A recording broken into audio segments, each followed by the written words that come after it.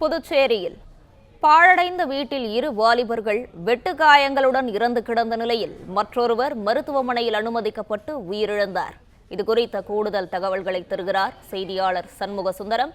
சண்முகசுந்தரம், வணக்கம். இது குறித்தான முழு விவரங்களையும் பதிவு பண்ணலாம். வணக்கம். புதுச்சேரி ரெயின்போ நகர் 7வது குறுக்கு தெருவில் பாழடைந்த வீட்டில் 3 பேர் ரத்த வெள்ளத்தில் கிடப்பதாக காவல்துறைக்கு தகவல் கிடைத்த நிலையில் காவல்துறை அங்கு விரைந்து சென்று வெட்டுக்காயங்களுடன் 2 பேர் உயிரிழந்த நிலையில் ஒருவர் படுகாயத்துடன் இருந்தார். உடனடியாக அந்த ஒருவர் படுகாயமடைந்த ஒருவரையே மீட்டு அரசு மருத்துவமனை கொண்டு சென்றனர்.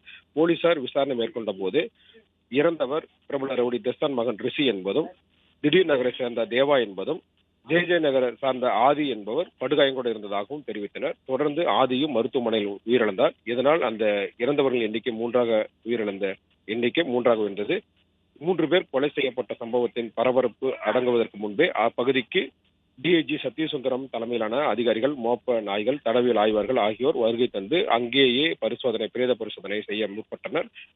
கும்பல் கூடியதால் உடனடியாக அங்கிருந்த உடலை அப்புறப்படுத்தி தற்போது மருத்துவமனை கொண்டு சென்றனர். 3 பேரும் நண்பர்கள் என்பதும், அவருடன் வேறொருவர் 2 பேருக்கு மேல் அமர்ந்து மது அறிந்திருக்கலாம் என்றும், அந்த மது அருந்திய போது ஏற்பட்ட தகராறில் இந்த கொலை நடந்திருக்கலாம் என்றும் விசாரணை மேற்கொண்டு வருகின்றனர். அந்த கொலையிலேயே தற்போது போலீசார் தேடி வருகின்றனர். குடியிருப்பு பகுதி 3 பேர் படுகொலை செய்யப்பட்ட சம்பவம் அப்பகுதியில் பரபரப்பை ஏற்படுத்தி வருகிறது. தற்போது டிஐஜி சத்யசுந்தரம் தலைமையில் போலீசார் சோதனை மேற்கொண்டு அப்பகுதியில் உள்ள உடலை கைப்பற்றி விசாரணை மேற்கொண்டு வருகின்றனர். குடியிருப்பு பகுதியிலேயே இந்த கொலை சம்பவம் ஏற்பட்டதால் பரபரப்பு ஏற்பட்டு வருகிறது. விவரங்களை வழங்கியமைக்கு நன்றி சண்முகசுந்தரம்.